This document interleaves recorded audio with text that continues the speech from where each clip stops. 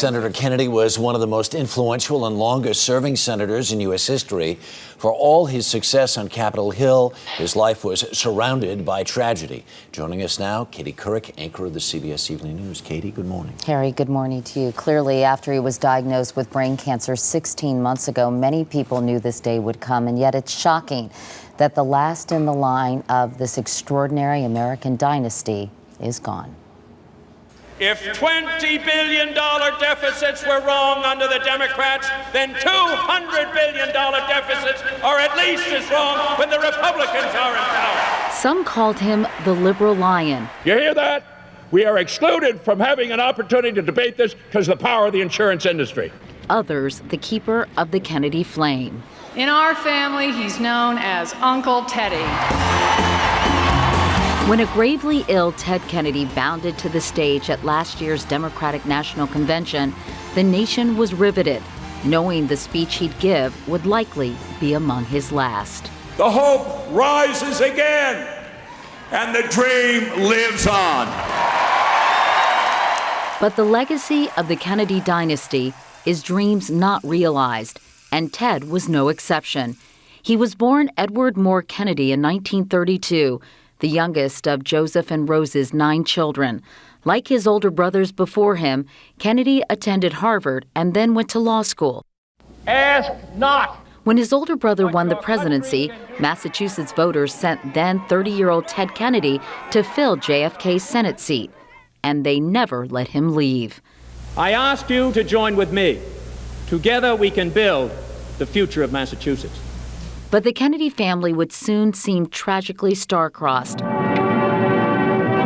With John Kennedy assassinated in 1963 and his brother Bobby gunned down during his presidential bid 5 years later.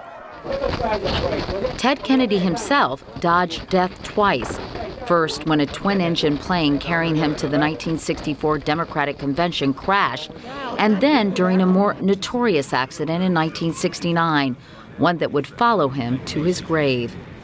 When Kennedy drove his Oldsmobile Delmont off Dyke Bridge on Chappaquiddick Island, his passenger, Mary Jo Kopechne, died in the crash.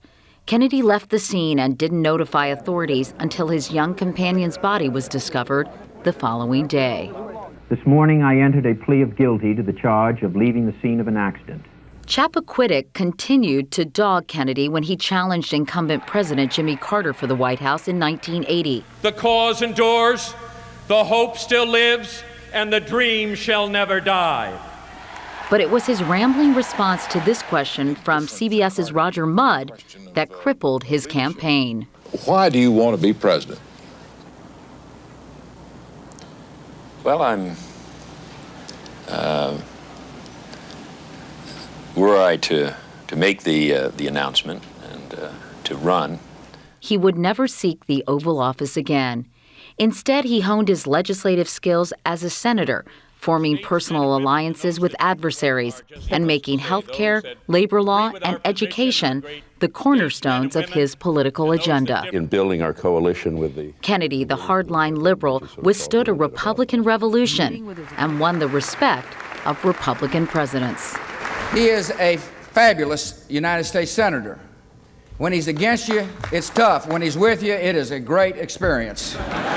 But when it appeared the Democrats might once again win the White House, Kennedy wouldn't let history happen without him.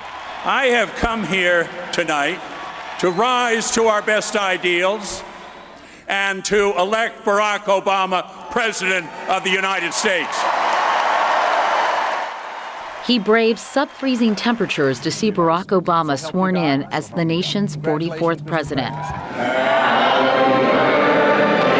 But President Obama would have one last opportunity to honor his friend and one-time fellow senator when he led guests in a chorus of happy birthday at a gala for Kennedy earlier this year.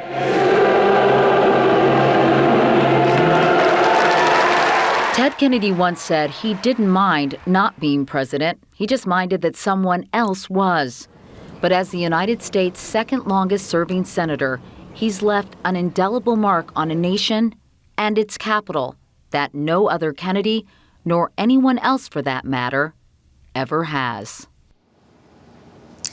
Ted Kennedy's ability to forge political alliances through his art of persuasion and deep conviction is one of his greatest legacies. Minimum wage, voting rights, immigration, AIDS, children and health all had his personal stamp.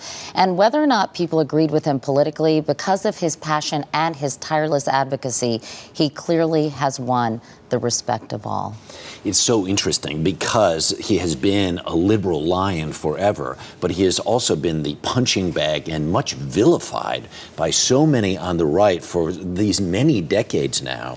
It's interesting, some of the bridges he built. That's right. Well, one of his closest personal friends, Harry, was Orrin Hatch, and you can't find someone more different than Ted Kennedy politically than Orrin Hatch, and he was masterful at the art of compromise. And while he's been working the phones during this whole health care debate and apparently cheered when he heard that the House bill had been crafted in mid-July, many people say his presence is sorely missed during this process because he was able to build bridges and was so good at compromise that a lot of people wish he were there helping them hammer out this legislation. We've been busy this morning sort of digging through some of the things that he said, some of his speeches, some of the eloquent words that he used at different times, his eulogy of his brother Bobby just down the street at St. Patrick's, his speech in 1980, which we showed a little bit of a clip of.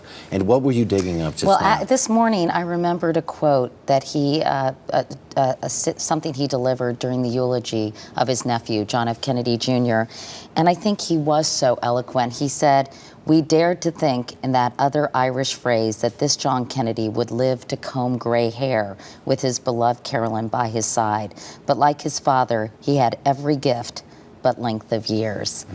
I mean, I think that is so illustrative of his eloquence. And he had length of years, and what an incredible life, and yet what a tremendous loss for this country. And there'll be a special on CBS tonight? That's right. We have an hour primetime special at 8 p.m. And because of the richness of the CBS archives and because so many CBS correspondents had access to him through the years, this is a very moving look back at his life, primarily through his own words and the eyes of those who loved him. I think people will be very moved by this special. Katie, thanks for coming in this morning. All right, Harry. All right, you bet.